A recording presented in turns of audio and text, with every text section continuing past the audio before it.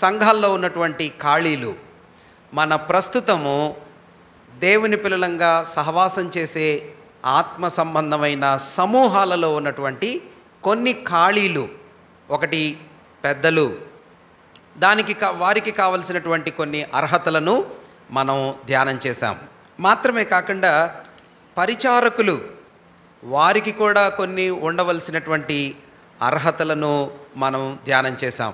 విశ్వాస మర్మమును పవిత్రమైన మనస్సాక్షితో అంగీకరించటానికి ఇష్టమైన వాడు కదా. విశ్వాస మర్మం అంటే వాక్య ప్రమాణాలను, దేవుని యొక్క వాక్య సత్యాలను పవిత్రమైన మనస్సాక్షి అంటే న్యూట్రల్ మైండ్తో, హోలీ థింకింగ్తో దేవుని వాక్యాన్ని అనుసరించటానికి సిద్ధంగా, ఇష్టంగా ఉండేవాడు. సంఘంలో ఎంత గొప్ప పని చేసినా, పరిచర్య మీద ఎంత అపేక్ష ప్రయాసపడేటటువంటి మనస్తత్వం ఉన్నా, వాక్య ప్రమాణాల ప్రకారం పని చేయగలిగే జ్ఞానం పరిచారకుడికి లేకపోతే ఆయన పరిచర్య వలన ఏం ప్రయోజనం ఉండదు. ఒక మంచి దైవ సేవకుడు ఏమన్నాడంటే, సిద్ధపాటు లేని బోధకుడు పుల్పీట్ కొరకు ఒక అవమానం తెచ్చేవాడు అన్నాడు. సిద్ధపాటు లేని బోధకుడు దేవుని వాక్య పరిచర్య చేస్తే అది అవమానభరితమైనటువంటి రిజల్ట్ని తెచ్చిద్ది, ఫలాలను తెచ్చిద్ది. అంటే it's a disgrace to pulpit a person who does not read and prepare. ఒక టీచర్ కానీ సిద్ధపాటు లేకుండా పుల్పీట్ దగ్గర నిలబడితే అది డిస్గ్రేస్, అంటే అవమానాన్ని తెచ్చిద్ది. అదే సమయంలో ఒక పరిచారకుడు వాక్య జ్ఞానం లేకుండా పరిచర్య చేస్తే అతను సంఘానికి ఒక అడ్డుబండ లాంటి వాడు అని చెప్పాడు. He will be a stumbling block for the ministry in the assembly if he does not know the word of God properly. దేవుని వాక్యాన్ని చక్కగా అర్థం చేసుకోగలిగిన మనిషిగా, విశ్వాసిగా ఆ వ్యక్తి లేకపోతే ఆయన సంఘానికి ఒక అడ్డుబండ లాంటి వాడు అని చెప్పాడు. కాబట్టి ఇలాంటి అనేకమైన సంగతులు మనము పరిచారకులలో ఉండవలసినటువంటి సంగతులను మనం అధ్యయనం చేశాం. ఈ రాత్రి వేళ ఆరాధించే వారికి కొన్ని అర్హతలు ఉండాలి కదా. దేవుని సన్నిధిలో ప్రభు బిడ్డలు ఆయనను ఆరాధించటానికి చేరి వచ్చే వారికి కూడా ఎవరు పడితే వాళ్ళు ఆరాధించడానికి ఆరాధన అనే సంగతి, లేకపోతే ఆరాధన అనే మాట మనం ఆ కాంటెక్స్ట్ దేనితో పోల్చి, దేని రిఫరెన్స్లో మనం మాట్లాడుతున్నామంటే రొట్టె విరిచే కార్యక్రమం, ప్రభుని జ్ఞాపకం చేసుకునే కూడికలోని సందర్భాన్ని ఆధారం చేసుకుని చెప్పుకుంటున్నటువంటి మాటలు. ప్రభుని ఆరాధించడం అంటే అనేక సందర్భాల్లో మనం ఆరాధిస్తాం. మేలు జరిగినప్పుడు ప్రభుకి కృతజ్ఞత చెప్పటం ప్రభుని ఆరాధించడమే. ఏదైనా ఆశ్చర్యమైన విషయాన్ని మన హృదయాలకు చాలా ఆనందాన్ని కలిగించేటటువంటి గొప్ప విషయాలు చూసినప్పుడు అబ్బా దేవుడు ఎంత గొప్పవాడు అని ప్రభుని స్తుతించటం, అది కూడా ఒక ఆరాధించే పద్ధతే. కృతజ్ఞత చెప్పటం, మేలు జరిగినప్పుడు ప్రభుకి చెప్పటం, ఇవి ఆరాధనలో భాగాలే. కానీ దేవుని వాక్యంలో విశేషంగా కేవలము కృతజ్ఞతాస్తుతులు మాత్రమే చెల్లించాలి అని చెప్పబడినటువంటి సందర్భం మనం దేవుని వాక్య లేఖన భాగంలో కొరింథీయులకు పౌలు భక్తుడు రాసినటువంటి మొదటి పత్రిక, కొరింథీయులకు పౌలు భక్తుడు రాసినటువంటి మొదటి పత్రిక 11వ అధ్యాయం 17వ వచనం నుండి 34వ వచనం వరకు మనం చదవాలి. భక్తుడైన పౌలు కొరింథీయులకు రాసిన మొదటి పత్రిక 11వ అధ్యాయం 17వ వచనం నుండి 34వ వచనం వరకు ఉన్న లేఖన భాగాల్లో విషయాల్ని మనం ఆరాధనకు సంబంధించి, ఆరాధన అంటే ప్రభువుని జ్ఞాపకం చేసుకునే కూడిక, ప్రభువుని గుర్తు చేసుకునేటటువంటి సందర్భం. మీరు కానీ గమనిస్తే 20వ వచనాన్ని మనం మొదటగా చదువుదాం. 11వ అధ్యాయం 20వ వచనం. మీరందరూ కూడి వచ్చుచుండగా ప్రభువు రాత్రి భోజనము చేయుట సాధ్యము కాదు. ప్రభువు రాత్రి భోజనము చేయుట సాధ్యము కాదు. ఎలయనగా మీరు ఆ భోజనము చేయనప్పుడు ఒకనికంటే ఒకడు ముందుగా తన మట్టుకు తాను భోజనం చేయుచున్నాడు. ఇందువలన ఒకడు ఆకలిగొనును మరొకడు మత్తుడగును. ఇదేమి అన్నపానములు పుచ్చుకొనుటకు మీకు ఇండ్లు లేవా? దేవుని సంఘమును తిరస్కరించి పేదలను సిగ్గుపరచుదురా? మీతో ఏమి చెప్పుదును? దీనిని గూర్చి మిమ్మను మెచ్చుదునా? మెచ్చను. వెరీ గుడ్, థ్యాంక్ యూ అన్న. ఇక్కడ భక్తుడైన పౌలు ఏమంటున్నాడంటే, ప్రభువు రాత్రి భోజనమును గూర్చి మీకు చెప్పాలనుకుంటున్నాను అంటున్నాడు కదా. మీరు కూడి వచ్చుచుండగా 20 మీరు ప్రభువు రాత్రి భోజనము చేయుట సాధ్యము కాదు. ఏం సాధ్యం కాదంట? ప్రభువు రాత్రి భోజనం చేయటం సాధ్యం కాదు. ఎప్పుడు? మీరు కూడి వచ్చినప్పుడు. ఎందుకు సాధ్యం కాదు? అక్కడ ఏమని చెప్తున్నాడు? మీరందరూ కూడి వస్తున్నారు, కానీ ఎలాగ కూడుకొని మీరేం చేస్తున్నారు అంటున్నాడు. ఒకడు ముందు భోంచేస్తున్నాడు, ఇంకొకడు లేటుగా భోంచేస్తున్నాడు, ఒకడు ఎక్కువ తినేస్తున్నాడు, ఇంకొకడు తక్కువ తింటున్నాడు. పేదలను సిగ్గుపరచటానికి మీకు అసలు మనసుందా? మీకు జ్ఞానం లేదా? పేదలను మీరు సిగ్గుపరుస్తున్నారు కదా అంటున్నాడు. సాధారణంగా దీన్ని అర్థం చేసుకోవటానికి మనం కాంటెక్స్ట్లోకి వెళ్తే, అంటే ఈ విధానం ఎప్పటిది ఏంటి అని మనం కానీ ఆలోచన చేస్తే, మొట్టమొదట సంఘంగా వీరు కూడుకున్నప్పుడు వీరందరూ కలిసి, మనకు తెలుసు కదా, ఇంటింటా సమిష్టిగా కూడుకొని వీళ్ళు భోజనాలు సహవాసం చేసేవారు. అలా భోజనాలు సహవాసం చేసే పద్ధతిలోనే ప్రభువుని గుర్తు చేసుకునేవాళ్ళు, ప్రభువుని జ్ఞాపకం చేసుకునేవాళ్ళు. ప్రభు స్థాపించినటువంటి రొట్టె విరిచే కార్యక్రమాన్ని కూడా వీళ్ళు చేసుకునేవాళ్ళు. అయితే ఆ మొదటి శతాబ్దంలో ఉన్నటువంటి నూతన నిబంధనలో ఉన్న విశ్వాసులు వీళ్ళు ఏమనుకున్నారంటే, అందరూ కలిసి ఇలా భోజనం చేయటమే ప్రభు రాత్రి భోజనం, పస్కా భోజనం. అందరూ కలిసి కూడుకొని భోజనం చేయటమే ప్రేమ విందు అంటారు. అందుకనే పేతురు అంటాడు దుర్బోధకులను గురించి చెప్తూ, ఈ దుర్బోధకులు మీ ప్రేమ విందులలో దొంగ మెట్టలుగా ఉన్నారని భక్తుడైన యోధా చెప్తాడు. పేతురు భక్తుడు కూడా వీళ్ళు మీ విందుల్లో ఉంటారు, మీ భోజనాల్లో ఉంటారని చెప్పిన మాటను మనం చూస్తాం తర్వాత. ప్రేమ విందు. ఈ ప్రేమ విందులో వీళ్ళు ఎలా కూడుకుంటారంటే, అందరూ వాళ్ళ ఇండ్ల దగ్గర నుంచి శ్రేష్టమైన ఆహార పదార్థాలు వండుకొని తెస్తారు. ఇప్పుడు మనం కాస్త పాట్లక్ అంటారు కదా, మేము సాంబార్ తెస్తాం, మీరు చికెన్ తెస్తారు, మీరు ఫ్రైడ్ రైస్ తెస్తారు, ఇంకొకళ్ళు పచ్చడి తెస్తారు, ఇంకొకళ్ళు రకరకాల భోజనాలు తెస్తారు. అందరూ తెచ్చుకొని ఏం చేస్తాం? ఇక్కడ పెడతాం.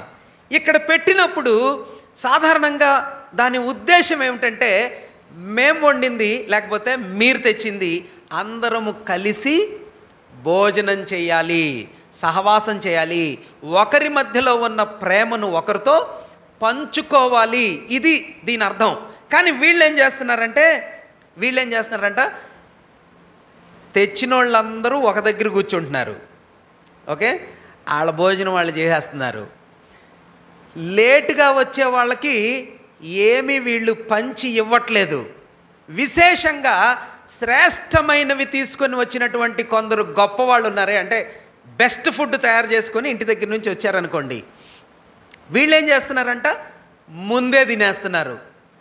పేదోళ్ళు ఆలస్యంగా లేటుగా, లేకపోతే వాళ్ళు తెచ్చిన కొంచెం పదార్థాలని పేదలతో వీళ్ళు ఏం చేస్తున్నారు, పంచుకోవట్లేదు.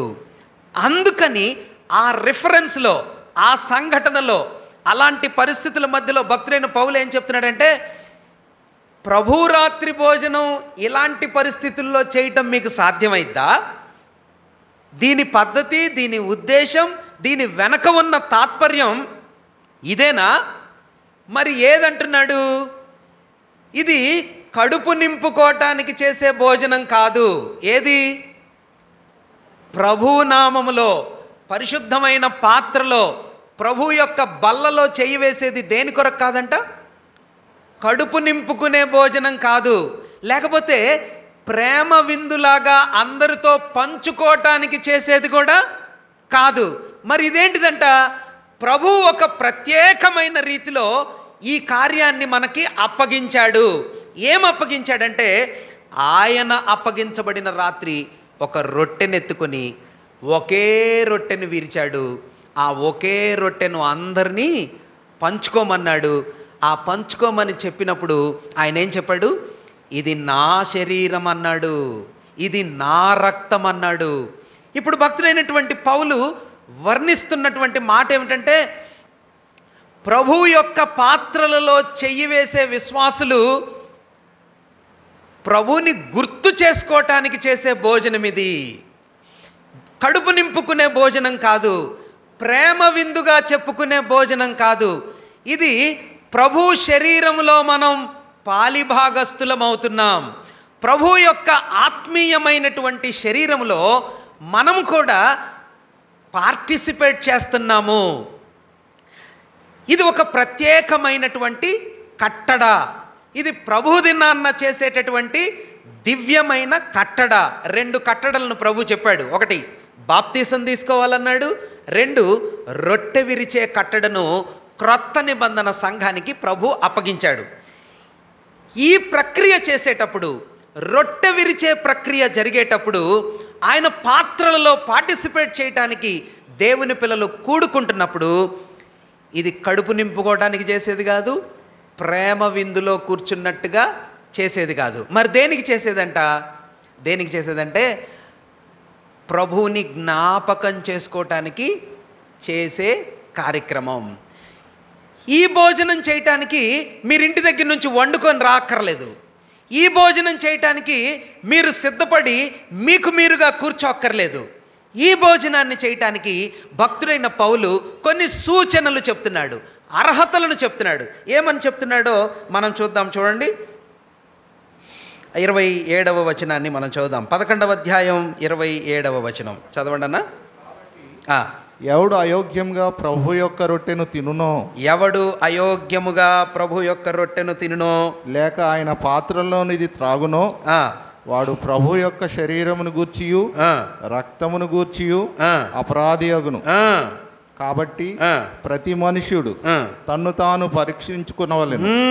అలాగు చేసి ఆ రొట్టెను తిని ఆ పాత్రలోనిది త్రాగవలెను.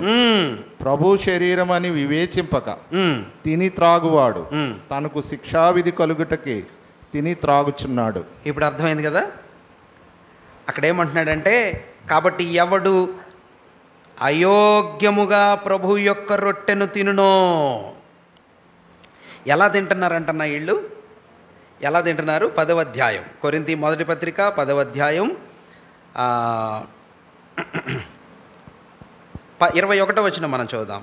10వ అధ్యాయం 21వ వచనం. ప్రభు పాత్రలోనిది దయ్యముల పాత్రలోనిది కూడా త్రాగనేరరు. ప్రభు బల్ల మీద ఉన్న దానిలోను దెయ్యముల బల్ల మీద ఉన్న దానిలోను కూడా పాలు పొందనేరరు. అంటే దీని అర్థం ఏంటి? వీళ్ళు ఏం చేస్తున్నారంట? ప్రభు పళ్ళలో చేయేస్తున్నారు, తర్వాత దయ్యాల బలలో కూడా చేయేస్తున్నారు. ప్రభు పాత్రలో కూడా చేయేస్తున్నారు, లోక సంబంధమైన పాత్రలో కూడా చేయేస్తున్నారు. ఏమని చెప్పాలి దీన్ని అన్నా? దీన్ని 2వ పత్రికలో భక్తుడైన పౌలు చాలా చక్కగా రాశాడు. చూద్దాం. చూడండి, కొరింథీయులకు రాసిన 2వ పత్రిక 6వ అధ్యాయం 14వ వచనం. 6వ అధ్యాయం 14వ వచనం. మీరు అవిశ్వాసులతో జోడుగా ఉండకుడి. నీతికి దుర్నీతితో ఏమి సాంగత్యము? వెలుగునకు చీకటితో ఏమి పొత్తు? క్రీస్తునకు బెలియాలుతో ఏమి సంబంధము? అది అవిశ్వాసితో విశ్వాసికి పాలెక్కడిది? చాలన్నా, చాలు. ఏం చేస్తున్నారంటే వీళ్ళు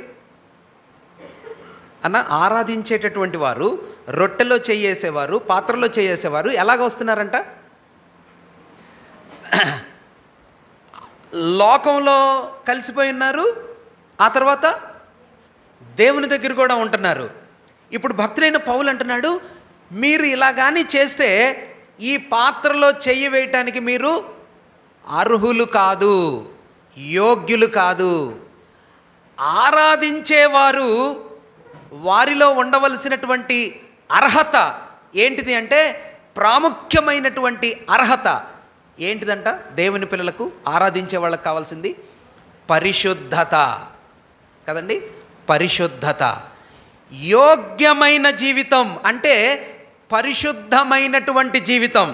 కొరింథీ పత్రికలో 5వ అధ్యాయంలో అంటున్నాడు కదా, మనకి చాలా సందర్భాల్లో మనం చూసాం. మొదటి పత్రిక చూడండి, కొరింథీ మొదటి పత్రిక 5వ అధ్యాయం 6-7 వచనాలు కానీ మీరు చదివితే, మీరు అతిశయపడుట మంచిది కాదు, పులిసిన పిండి కొంచెమైనను ముద్దంతయు పులియజేయునని మీరు ఎరుగరా? మీరు పులిపిండి లేనివారు గనుక క్రొత్త ముద్ద అవుటకై ఆ పాతదైన పులిపిండిని తీసి పారవేయుడి. ఇంతేకాక క్రీస్తు అను మన పస్కా పశువు వధింపబడెను గనుక పాతదైన పులిపిండితోనైనను దుర్మార్గతయు దుష్టత్వమునను పులిపిండితోనైనను కాకుండా నిష్కాపట్యమును సత్యమునను పులియని రొట్టెతో పండుగ ఆచరింతుము. పులియని రొట్టెతో పండుగ ఆచరింతము అంటే ఈ వాక్యవచనాల్లో ఉన్న భావాలన్నీ ఏమి చెప్తున్నాయంటే, పరిశుద్ధమైనటువంటి జీవితం కలిగినటువంటి విశ్వాసి మాత్రమే దేనికి అర్హుడు? బల్లలో చేయి వేయటానికి అర్హుడు. ఇది ఎవరు చెప్తారు అన్న? ఇది ఎవరు చెప్తారు? నువ్వు అర్హుడివి కాదు అని ఎవరు చెప్తారు? అందుకనే భక్తుడైన పౌలు 11వ అధ్యాయంలో తన్ను తాను పరీక్షించుకోవాలి. పాత్రలు మన దగ్గరికి వచ్చేటప్పుడు సహోదరులు ఇస్తారా, మీరే తీసుకుంటారా? ఒకళ్ళకి ఇస్తారు సహోదరులు, కానీ ఒకళ్ళ నుంచి ఒకళ్ళకి ఏం చేయాలా? మనమే తీసుకోవాలా? ఎందుకు తీసుకోవాలి మనం? ఇట్ ఈజ్ మై రెస్పాన్సిబిలిటీ, నా బాధ్యత. ఎందుకు నీ బాధ్యత అంటే, చూడండి, ఒకటి ఆరాధికుల యొక్క ప్రాథమికమైనటువంటి అర్హత ఏమిటంటే, నేను యోగ్యంగా ఉన్నానా లేదా, పరిశుద్ధంగా ఉన్నానా లేదా, నన్ను నేను పరీక్షించుకోవాల్సిన బాధ్యత నాదే. ఒకటి ఆరాధికుల యొక్క అర్హతలలో ప్రాముఖ్యమైనది ఏంటంటే పరిశుద్ధమైన జీవితం కలిగిన వారుగా ఉండాలా. దానికి ఉదాహరణ అక్కడ చెప్పాడు కదా, పులిసిన పిండి లేని వారుగా ఉండాలా. పులియని రొట్టెల పండుగలో పులిసినది ఏది ఉండకూడదు. పులిసినది అంటే అక్కడ చెప్తున్నాడు కదా, దుష్టత్వము, వ్యభిచారము, లోక సంబంధమైన సాంగత్యము, శరీర సంబంధమైన బలహీనతలు, వీటితో జీవిస్తూనే రొట్టెలో చెయ్యి వేయటం చాలా ప్రమాదం. భక్తుడైనటువంటి పౌలు అంటున్నాడు, holy people are worthy people to participate in the Lord's table. దేవుని యొక్క పవిత్రమైన బల్లలో చెయ్యి వేయటానికి అర్హమైన వ్యక్తులు ఎవరంటే పరిశుద్ధ జీవితం కలిగిన వారే. మాత్రమే కాదు, పరిశుద్ధ జీవితమే కాదు, తమను తాము పరీక్షించుకునేవారు. పరిశుద్ధ జీవితం ఉండాలి, పరీక్షించుకునే అనుభవం ఉండాలా. ఏం పరీక్షించుకోవాలంట కదా, ఏం పరీక్షించుకోవాలంట?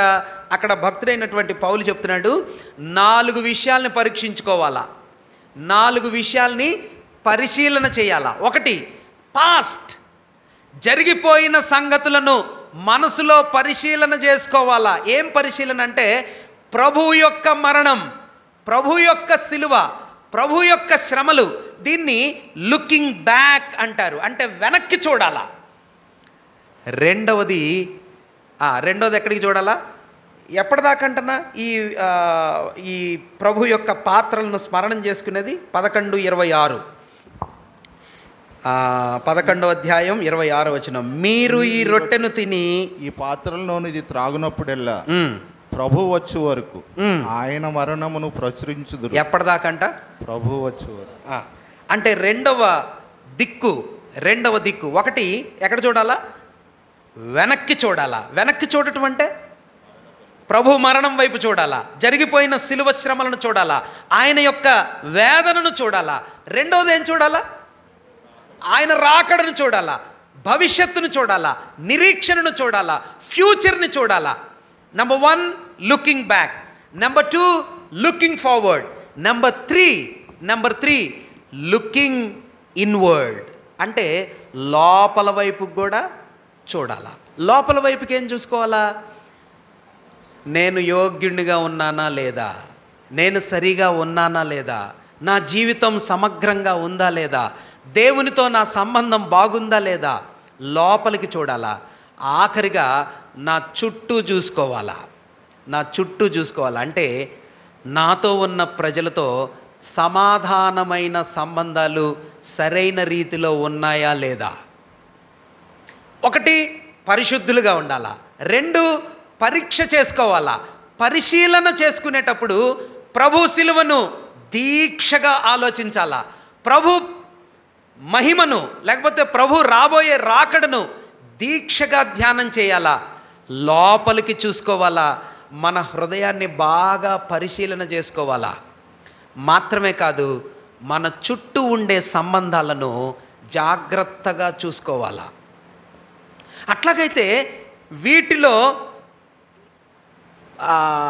ఏది సరిగా లేకపోయినా, ఏ విషయంలో మనకి దోషారోపణ ఉన్నా ఆరాధన చేయటానికి వారు అర్హులు కాదు. మాత్రమే కాదు, ప్రభుకి ప్రథమ స్థానమిచ్చే వ్యక్తులుగా ఉండాలి కదండి. పరిశుద్ధులుగా ఉండాలా. 2వది పరిశీలన చేసుకునేవారుగా ఉండాలా. 3వది ప్రభుకి ప్రథమ స్థానం ఇచ్చే వ్యక్తులుగా ఉండాలా. వాళ్ళు మాత్రమే ఆరాధనలో ప్రభుని ఆరాధించటానికి, బల్లలో చేయి వేయటానికి, ప్రభు పాత్రల్లో వారు ప్రభుని జ్ఞాపకం చేసుకోవటానికి అర్హమైన వ్యక్తులుగా ఉంటారు అనే సత్యాన్ని మనం గుర్తుపెట్టుకోవాలా. ఓకేనా? మంచిది. ఆరాధికుల యొక్క యోగ్యతలు, ఆరాధికుల యొక్క అర్హతలను మనం చూస్తూ ఉన్నాం. 4వదిగా బోధకుల యొక్క అర్హతలు ఎలా ఉండాలి కదండి.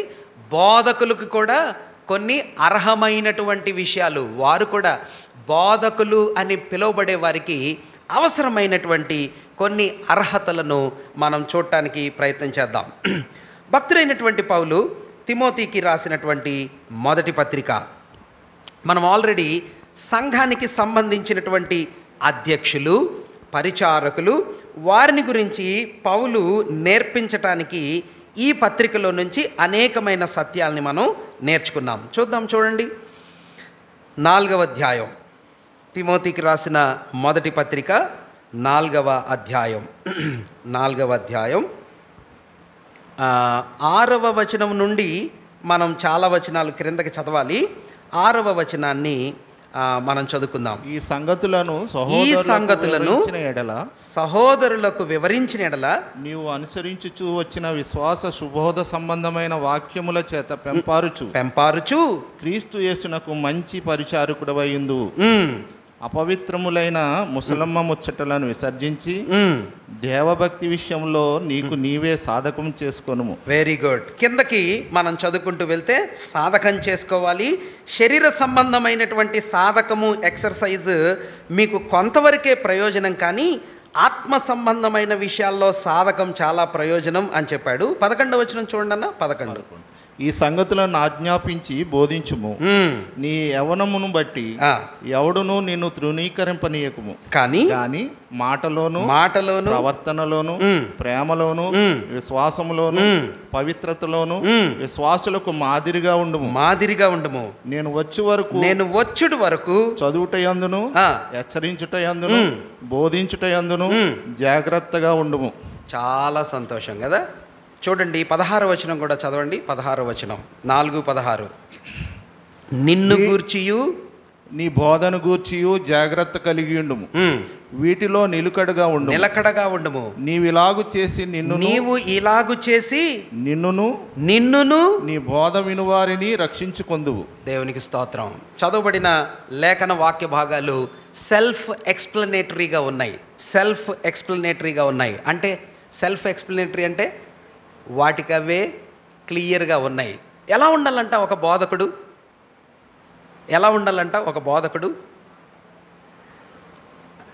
6వ వచనం చూస్తే ఈ సంగతులను 4:6 సహోదరులకు వివరించిన నీవు అనుసరించుచూ వచ్చిన విశ్వాస సుబోధ సంబంధమైన వాక్యముల చేత పెంపారుచు.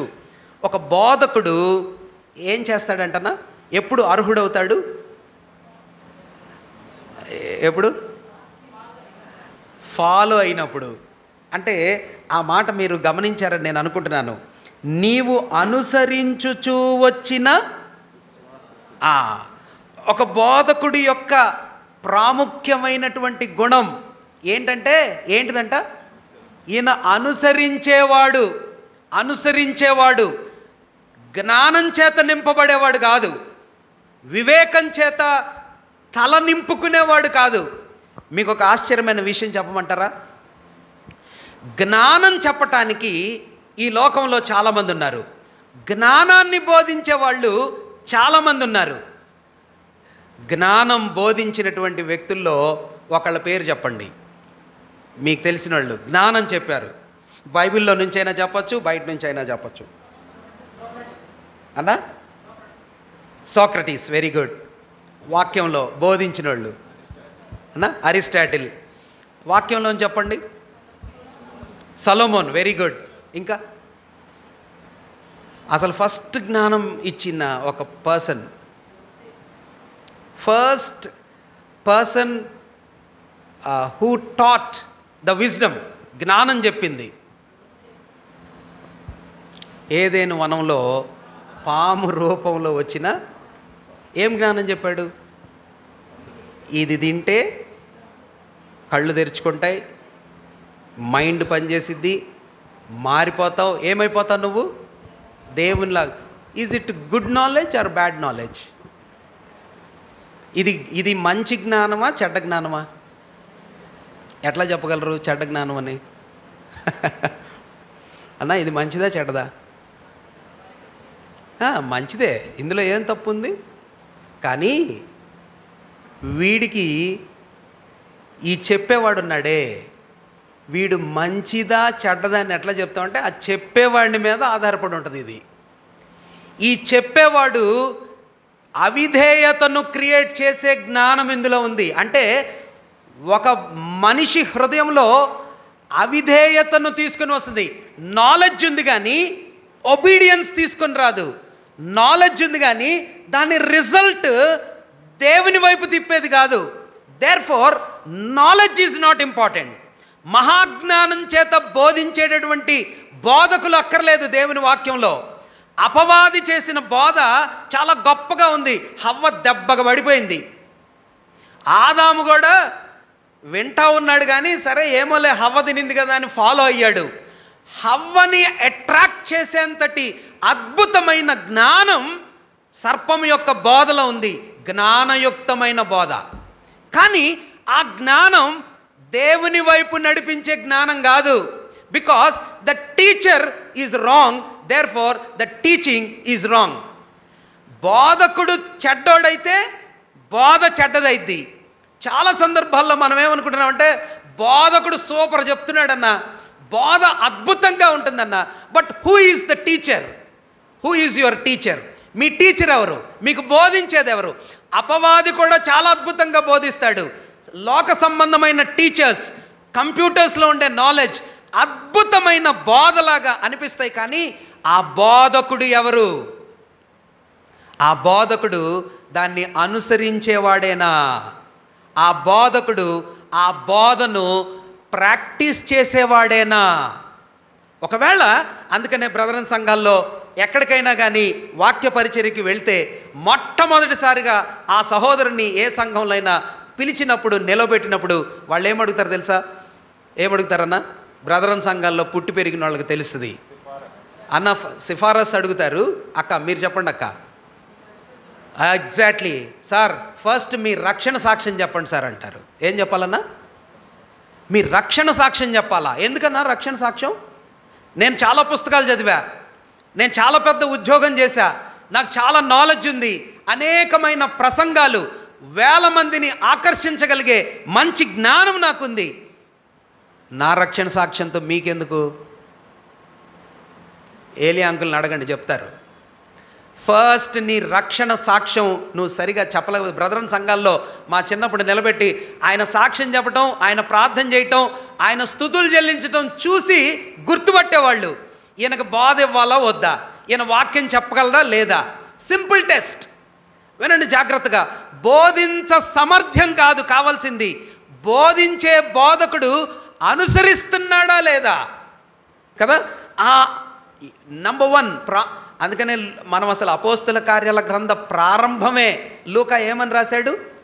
ప్రభువు చేయుటకును బోధించుటకును ఆరంభించినటువంటి విషయాలు. మీరు జ్ఞాపకం లేదా? జ్ఞాపకం ఉంది. ప్రభువు ఏం చేశాడంటే ఫస్ట్ చేయుటకును బోధించుటకును.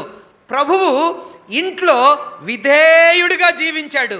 30 సంవత్సరాలు తల్లి మాట విన్నాడు, తండ్రి మాట విన్నాడు, అన్నదమ్ములతో కలిసి ఉన్నాడు.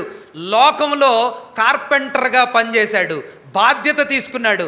దేర్ఫోర్ ఆ కారణాన్ని బట్టి ప్రభువు ఏం చెప్తాడంటే తల్లిదండ్రులకు నువ్వు విధేయుడవుగా ఉండాలా. ఒకసారి ఒక పిల్లాడికి బాగా స్వీట్స్ తింటున్నాడంట. ఆ స్వీట్స్ తినే పిల్లోడిని ఒక పెద్ద గురువు గారి దగ్గరికి ఒక తల్లి తీసుకెళ్ళిందంట. నేను ఒకసారి చెప్పినట్టుగా ఉన్నాను. ఆ టీచర్ గారి దగ్గరికి, గురువు గారి దగ్గరికి తల్లి తీసుకొని వెళ్ళి ఆ తల్లి చెప్పిందంట, సార్ మా పిల్లడు విపరీతమైన స్వీట్స్ తింటున్నాడు, పంచదార స్వీట్స్ ఏవంటే అవి బాగా తింటున్నాడు. వీడిని స్వీట్స్ తినకుండా ఆపమని మీరు కొంచెం నీతి మాటలు మంచి బోధలు చేయండి సార్, వాడు మార్పు చెందుతాడు అని చెప్పమనిందట. చెప్పమంటే టీచర్ అన్నాడంట గురువుగారు, వీడిని ఇప్పుడు తీసుకెళ్ళండి అమ్మా, నేను చెప్పలేను, 1 వారం తర్వాత తీసుకురండి అన్నారంట.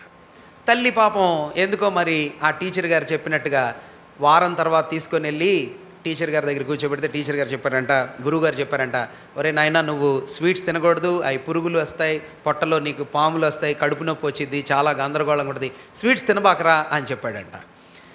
చెప్తే వాడు కూడా సరే అన్నాడు. ఇంతే ఆయన చెప్పింది.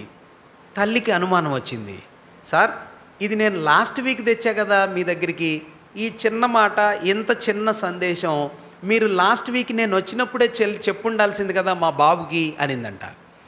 అంటే ఆ టీచర్ ఏమన్నాడు తెలుసా, అమ్మా వీడికి చెప్పాలంటే నాకు కూడా చాలా ఇష్టమే స్వీట్స్, నేను కూడా విపరీతంగా తినేవాడినే స్వీట్స్, ఇప్పుడు వీడికి తినొద్దు అని చెప్పాలంటే మొదట నేనేం చేయాలా, నేను మానుకోవాలా.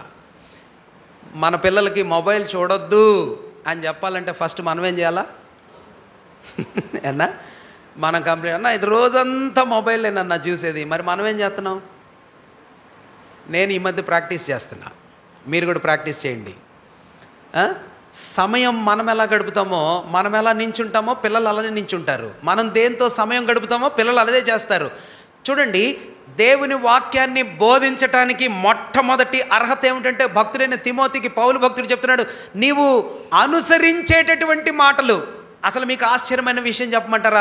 భక్తుడైన పౌలు అపోస్తుల కార్యాల గ్రంథం 20వ అధ్యాయం 19వ వచనంలో 20వ అధ్యాయం అని చెప్పగానే మనకేం గుర్తొస్తుందంటే పౌలు భక్తుడు ఎఫెస్సి పట్టణాన్ని విడిచిపెట్టి వెళ్ళిపోతున్న సందర్భంలో ఆఖరి ఫేర్వెల్ మెసేజ్ టు ఎఫెషియన్ ఎల్డర్స్, ఎఫెస్సి పట్టణంలో స్థాపించినటువంటి సంఘ పెద్దలను సముద్ర తీరానికి పిలిచి వాళ్లతో మాట్లాడినటువంటి ఫేర్వెల్ ప్రసంగం.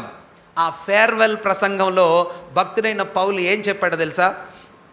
మీరు ఇంటికి వెళ్ళిన తర్వాత చదవండి. పౌలు భక్తుడు అంటాడు, 3 సంవత్సరాలు కన్నీళ్ల చేత ఏది ప్రయోజనకరమైనది నా దగ్గర దాచుకోకుండా నేను మీ మధ్యలో ఎట్లా ఉన్నానో మీరు నన్ను చూశారు. నా బిహేవియర్ ఏంటో మీరు చూశారు, నా ప్రవర్తన ఏంటో మీరు చూశారు, నా ప్రయాస ఏంటో మీరు చూశారు, ఇంటింటా నేను వెళ్ళటం మీరు చూశారు, నా దీనత్వాన్ని మీరు చూశారు, నా సాత్వికాన్ని మీరు చూశారు, నా క్రమశిక్షణను మీరు చూశారు, నా వలన ప్రభువుకి ఏ రీతిగా సేవ జరిగిందో మీరు సాక్షులు. ఒక దైవ సేవకుడు ఆత్మపూర్ణుడిగా బోధించ సమర్థుడైనటువంటి సేవకుడు ఎవరు అంటే ఎవరంటమ్మా?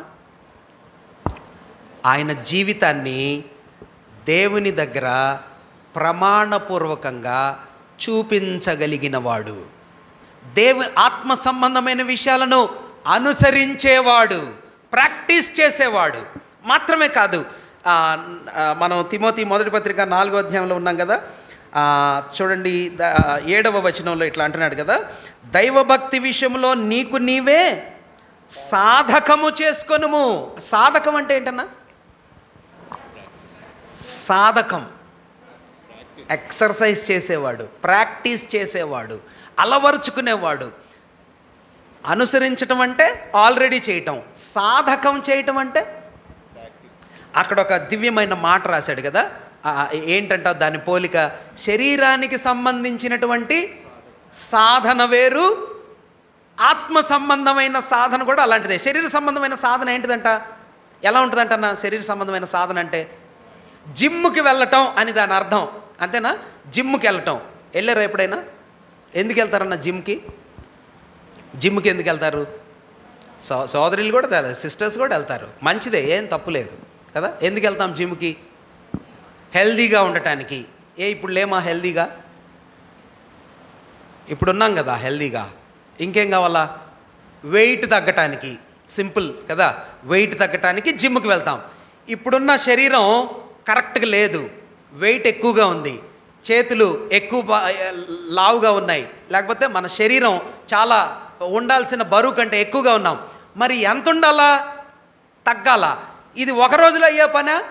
కాదు. మరి ప్రతిరోజు చేయాలా? వాక్యాన్ని బోధించే విశ్వాసి రూపాంతరపు ప్రక్రియ అంటారన్నమాట.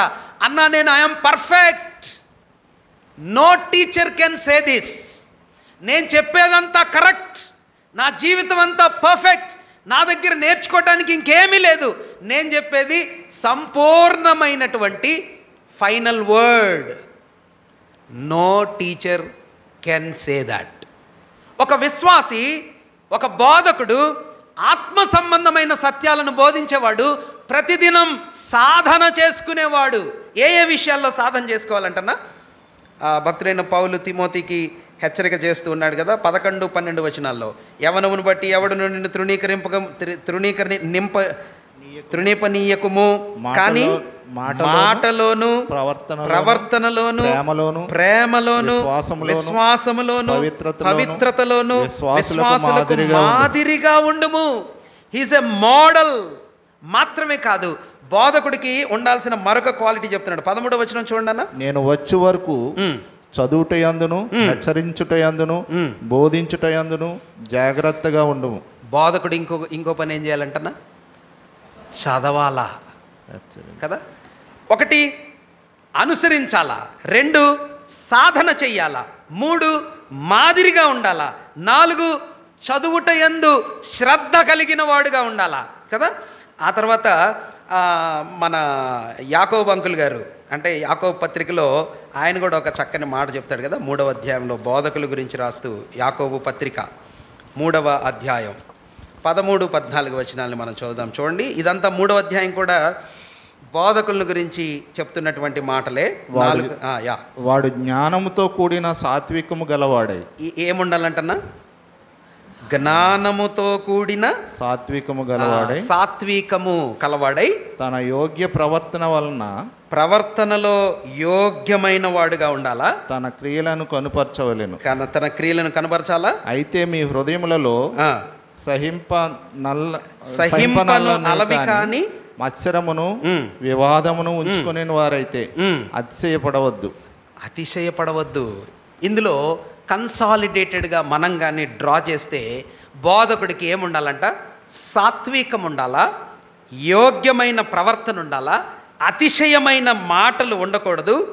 ఆ తర్వాత ఒక పేజ్ మనం పక్కకు తిప్పితే 17వ వచనంలో ఇట్లా అంటున్నాడు. 17వ వచనంలో అయితే ఆఖరి మాట చదువుదామన్నా. పక్షపాతమైనను వేషధారణ అయినను లేనిదియునై ఉన్నది. పరలోకము నుండి వచ్చే జ్ఞానంతో కూడిన వ్యక్తి అయి ఉండాలా. సాత్వికము, యోగ్యమైన ప్రవర్తన, అతిశయము, పైనుండి వచ్చే జ్ఞానముతో పవిత్రతతో కూడిన వ్యక్తిగా ఉండాలా. ఇవి ఒక దైవ బోధకుడుగా, వాక్యాన్ని బోధించే పరిచారకుడుకు ఉండవలసినటువంటి అర్హతలు అనే సత్యాన్ని మనం ఇక్కడ నేర్చుకుంటూ ఉన్నాం కదా. కానీ దీన్ని ఇంకా స్పష్టంగా అర్థం చేసుకోవటానికి బోధకుల యొక్క అర్హతలను గురించి ఇంకా క్లియర్గా మనం అర్థం చేసుకోవాలంటే యోధా భక్తుడు రాసినటువంటి పత్రికలో నెగిటివ్ సైడ్, ఇదేమో పాజిటివ్ సైడ్. సాత్వికులుగా ఉండాలా, యోగ్యులుగా ఉండాలా, ప్రవర్తనలో బాగుండాలా, మాదిరిగా ఉండాలా, తమను గురించి తమ బోధన గురించి జాగ్రత్త పడేవాళ్ళుగా ఉండాలా, ఇవన్నీ పాజిటివ్ సైడ్. నెగిటివ్ సైడ్ కానీ చూస్తే భక్తుడైన యోధా ఆ బోధకులలో అంటే నెగిటివ్ సైడ్ ఉండే బోధకులలో ఉండే కొన్ని క్వాలిటీస్ని భక్తుడైన యోధా రాస్తాడు. మనం చూద్దాం, చూడండి. యోధా పత్రిక 1వ అధ్యాయం ఉంటుంది. యోధా పత్రిక 1వ అధ్యాయం ఉంటుంది.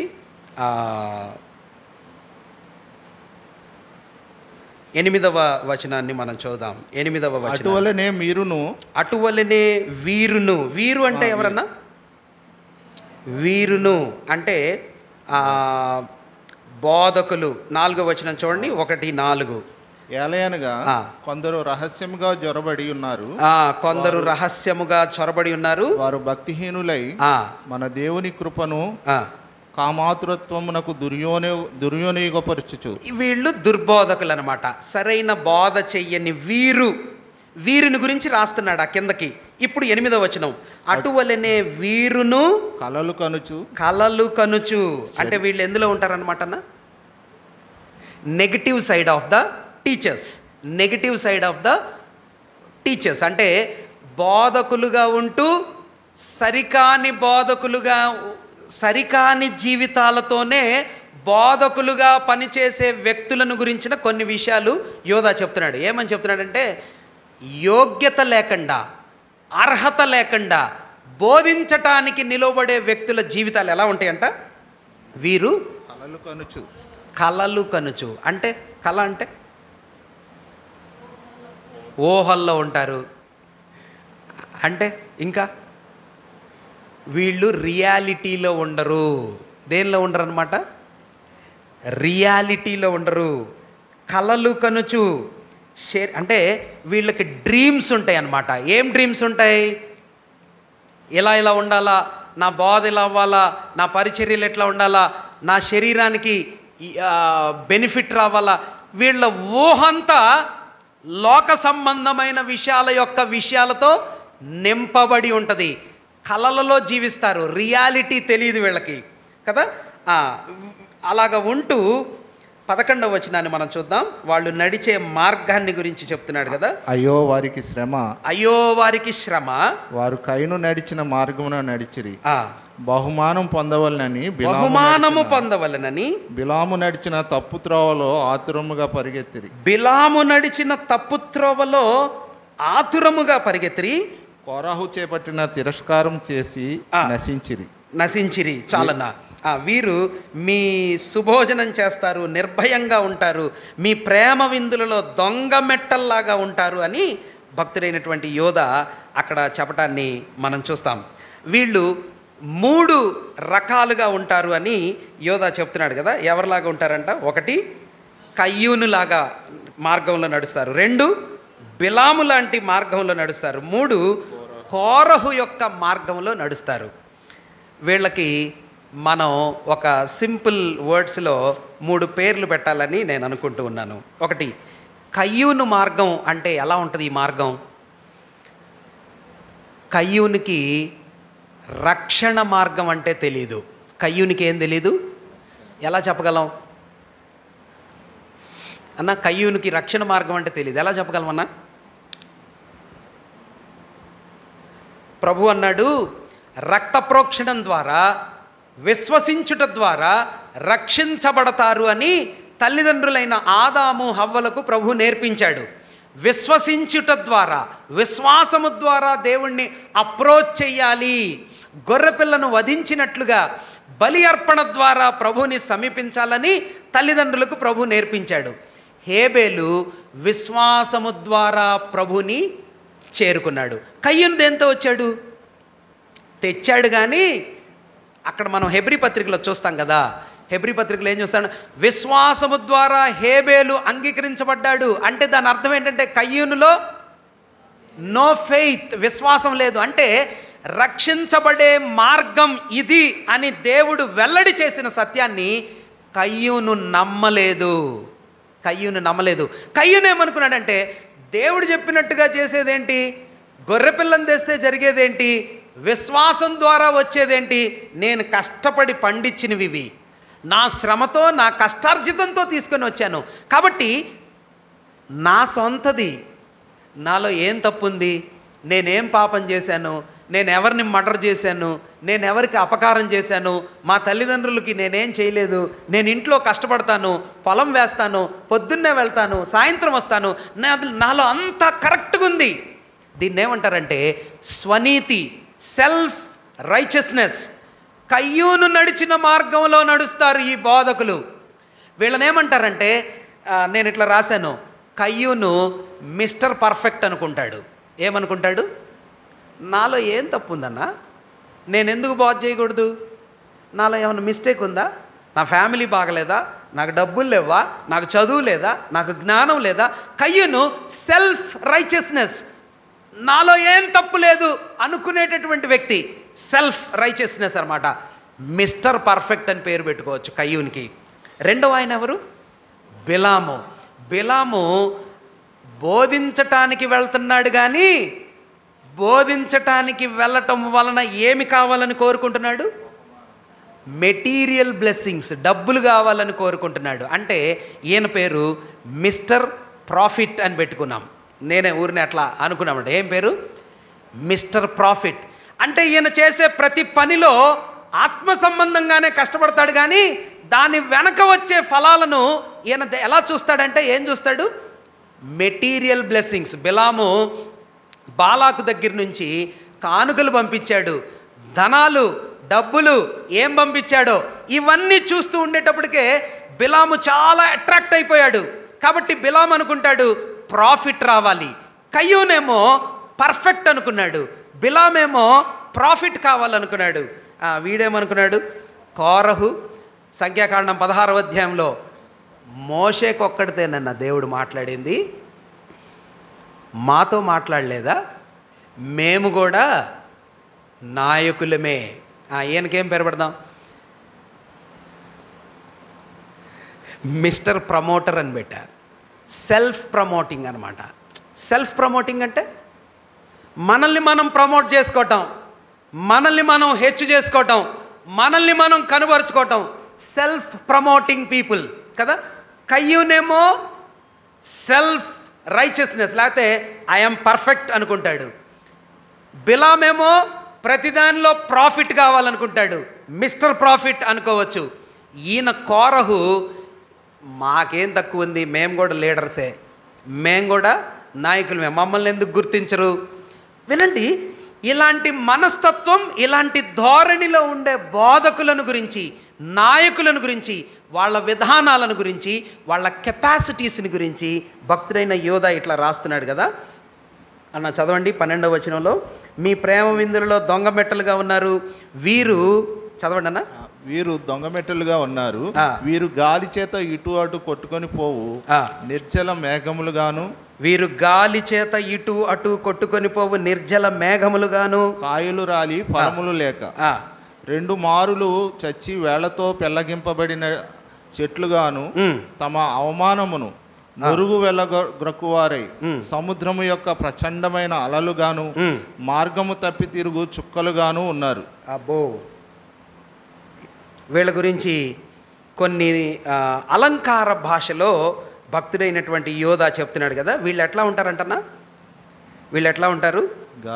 మొదటిది, గాలికి ఇటు అటు కొట్టుకొని పోవు నిర్జల మేఘములు.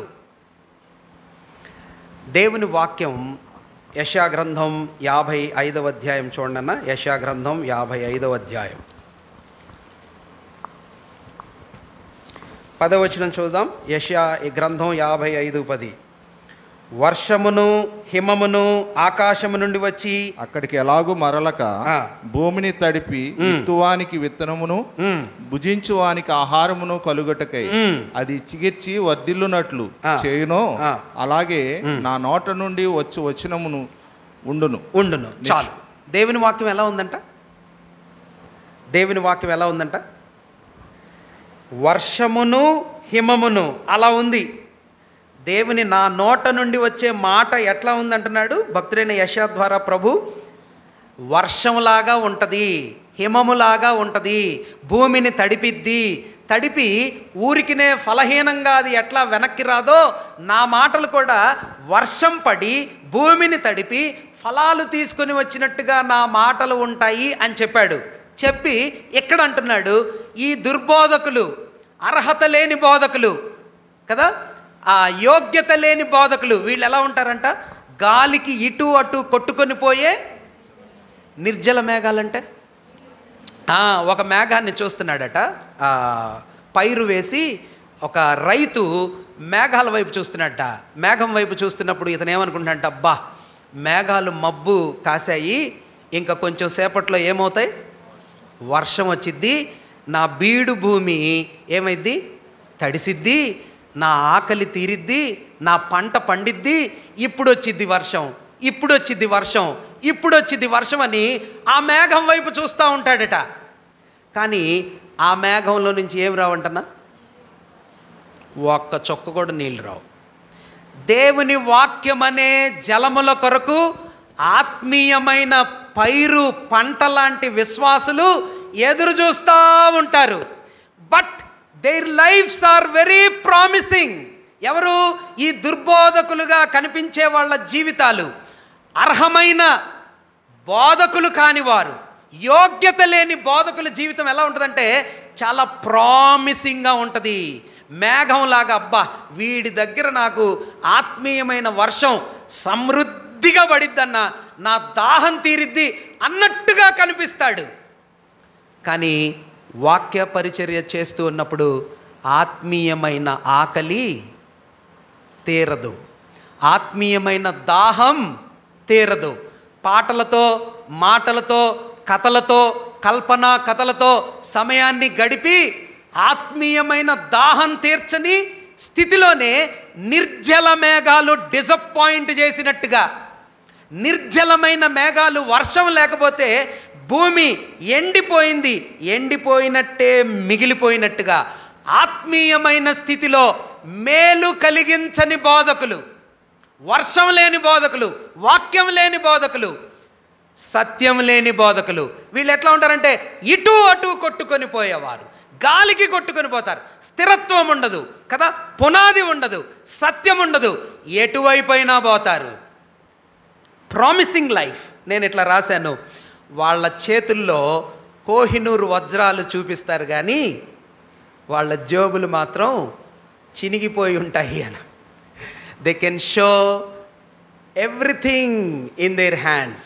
చేతుల్లో చూపిస్తారు, ఇదిగో మీకు ఆశీర్వాదాలు, ఇదిగో మీకు దీవెనలు, ఇదిగో మీకు అన్నీ వచ్చేసాయి అన్నట్టుగా వాళ్ళ జీవితం ఉంటుంది. కానీ వీళ్ళు మాత్రం మాకు డబ్బులు లేవు, మీరు డబ్బులు ఇవ్వండి, మాకు సహాయం లేదు, మీరు సహాయం ఇవ్వండి. వీళ్ళ జోబులు చిల్లులతో ఉంటాయి. కానీ వీళ్ళు మాత్రం బోధించేటప్పుడు ఏం చూపిస్తారు, అన్ని చేతుల్లో ఉన్నట్టుగానే చూపిస్తారు. ప్రజలు కూడా చప్పట్లు కొట్టి ప్రాస్పరిటీ, డబ్బులు, ఆశీర్వాదాలు, సంతోషాలు పరుగులెత్తారు. నిర్జల మేఘాలు, వాక్యం లేదు, సమృద్ధి లేదు, ఆత్మీయమైన దాహం తీరదు. ఇలాంటి స్టేట్లో వాళ్ళ జీవితాలు ఉంటాయి అని కనిపిస్తుంది కదా. 2 సార్లు పెళ్ళగించబడిన చెట్లులాగా వాళ్ళు ఉంటారు అని భక్తుడైన యోధ రాస్తున్నాడు కదా. ఏంటంట, కాయలు రాలి ఫలములు లేక 2 మార్లు చచ్చి వేళ్లతో పెళ్ళగింపబడిన చెట్లు అన్న ఒక వ్యక్తి యొక్క జీవితం దేని ద్వారా సూచించబడిద్దంటే, దేని ద్వారా? ఆ వ్యక్తి యొక్క ఫలముల ద్వారా. మత్తయి సువార్త 7వ అధ్యాయాన్ని మనం చూద్దాం, చూడండి ఒకసారి. మత్తయి సువార్త 7వ అధ్యాయం 16వ వచనాన్ని మనం చూద్దాం. 7:16 మత్తయి సువార్త. వారి ఫలముల వలన, వారి ఫలముల వలన మీరు వారిని తెలుసుకొందురు. ముండ్ల పొదలలో. చాలన్నా, ఎవరి వలన తెలుసుకుంటారంట? ఈ వ్యక్తి ఎలాంటోడు? ఫలాల వలన చెట్టుని తెలుసుకుంటాం. కానీ వీళ్ళు ఎలా ఉంటారంటే ఫలములు లేక కాయలు రాలి 2 మార్లు చచ్చి వేళ్లతో పెళ్ళగింపబడిన చెట్లుగాను. ఇప్పుడు ఒక చెట్టు ఉంది, పచ్చగానే కనిపిస్తుంది, వేర్లు లేవు, పచ్చగానే ఉంది, కాయలు కూడా లేవు. అంటే ఈ చెట్టు బతికున్నట్ట చచ్చినట్ట? మరి పచ్చగా ఉంది కదా. అంటే బతికినట్టు కనిపిస్తుంది కానీ వేషధారణ అంటారు దీన్ని. ఏమంటారు? అంజూరపు చెట్టును ప్రభు చూశాడు, కాయలు తప్ప ఆకులు తప్ప మరింకేమి లేవు. మత సంబంధమైన జీవితం అన్నమాట. భక్తి జీవితంలో బయటికి బాగా కనిపిస్తారు, ఆకులు కనిపిస్తాయి, పచ్చగుంటారు, క్రైస్తవుల్లాగే ఉంటారు, బైబిల్ ఉంటుంది, అన్నీ ఉండొచ్చు, కానీ ఫలం లేదు. మారు మనస్సుకు తగిన ఫలం లేదు, పవిత్రమైన జీవితానికి తగిన ఫలం లేదు, నీతి ఫలాలు లేవు, ఆత్మ ఫలాలు లేవు. ఫలాలు లేవు కానీ అసలు వేళ్ళే లేవు. వేళ్ళు అంటే ఏంటన్నా? వేర్లు. రహస్య జీవితం అంటారు. వేర్లు అంటే భూమి లోపల ఉండే రహస్య జీవితం. రహస్యంగా ప్రైవేట్ లైఫ్ ఎలా ఉంటుందో తెలియదు కదండి. ఒక బోధకుడి యొక్క జీవితం రహస్యమైన ప్రైవేట్ లైఫ్లో, కుటుంబంలో ఎక్కడుంటాడో, ఏం చేస్తాడో, ఎలా జీవిస్తాడో, ఏ లగ్జరీస్ వాడతాడో, it is all private, secret. వేర్లు కనబడవు. రహస్య జీవితంలో ప్రభుతో ఎంతసేపు గడుపుతాడో, రహస్య జీవితంలో ప్రభుతో ఏ విధమైన సంబంధం ఉందో అది తెలియదు, కానీ బయటికి మాత్రం చెట్టులాగా పచ్చగా కనిపిస్తాడు. వేషధారణ జీవితం. ఒకటి మొదటిది ఏమన్నాడు? వాక్యము లేని మేఘం లాంటివాడు, నీళ్లు లేని మేఘం లాంటివాడు. బయటికి కనిపించే పచ్చటి వేషధారణ జీవితం లాంటి చెట్టు లాంటోడు. రహస్యమైన వేరు ఉండదు, ఆత్మ సంబంధమైన ఫలము ఉండదు, వ్యక్తిగతంగా వాళ్ళ జీవితాలు ఉండవు. ఇంకొకటి ఏమన్నాడన్నా 13వ వచనం, తమ అవమానము అను నురుగు వెళ్ళగక్కువారై సముద్రము యొక్క ప్రచండమైన అలలుగాను మార్గము తప్పి తిరుగు చుక్కలుగాను ఉన్నారు అన్న. వీళ్ళు ఎట్లా ఉంటారంట? అలలలాగా ఉన్నారు అంటున్నాడు కదా. ఏం అలలు అంటన్నా? సముద్రంలాగా ఉన్నారు అంటున్నాడు. అంటే ఏంటిది ఇది? సముద్రం ఎట్లా ఉంటుంది? అమ్మ ఎలా ఉంటుంది నాన్న? ఆర్భాటం అన్నమాట. ఆర్భాటం అంటే ఇంతమంది జనాలు, ఇంతమంది ప్రభావం. అసలు అది చూస్తా ఉంటే అబ్బా ఏమి సముద్రం అన్నా. ఆ ఘోష చూడు, ఆ అపియరెన్స్ చూడు, ఆ స్టేజ్ చూడు, ఆ ప్రజలు చూడు, ఆ విధానం చూడు. కానీ ఈ ప్రజల వలన యాక్చువల్గా ఈ మాట, ఈ సందర్భం మోస్ట్ ప్రాబబ్లీ భక్తుడైన యోధ ఏమి తలంచుకొని రాసి ఉండుండొచ్చు అంటే యెషయా గ్రంథం 57:20 చూడండి అన్న. యెషయా గ్రంథం 57:20, 57వ అధ్యాయం 20వ వచనం. భక్తిహీనులు కదులుచున్న సముద్రము వంటి వారు, అది నిమ్మలింపనేరదు, దాని జలములు బురదను మైలను పైకి వేయును. ఏం చేస్తుందంట? వీళ్ళ మాటలు, వీళ్ళ ప్రభావం ఒక సముద్రములాగా కనిపించిద్ది. కానీ వీళ్ళ విధానాల ద్వారా కదులుతున్న సముద్రం అంటే టర్బులెంట్ సీ అన్నాడు. టర్బులెంట్ సీ అంటే ఒక తుఫానుతో కలవరంతో ఉండే ఒక సముద్రం, అలజడితో నింపబడిన ఒక సముద్రం ఎలా ఉంటుంది? ఉప్పొంగుతున్నట్టుగా ఉన్న సముద్రం లాగా ఉంటుంది. అంటే వీళ్ళ పరిచర్య, వీళ్ళ సేవ అట్లా భలే ప్రభావంగా ఉందే అన్నట్టుగా కనిపించిద్ది.